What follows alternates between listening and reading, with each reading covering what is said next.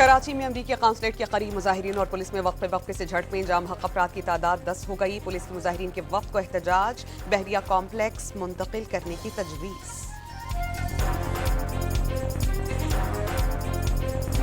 اسلام آباد میں وزیر داخلہ محسن نقوی کا مختلف علاقوں کا دورہ، ریڈ زون اور ڈپلومیٹک انکلیو میں مظاہرین سے ملاقات، تحمل کا مظاہرہ کرنے کی اپیل۔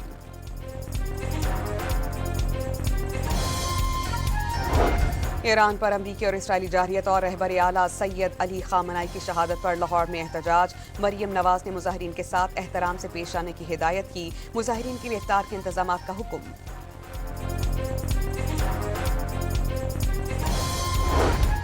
اور پشاور میں ایرانی رہبر اعلیٰ سید علی خامنائی کی شہادت اور اسرائیلی اور امریکی جارحیت کے خلاف احتجاج، ریڈ زون سیل۔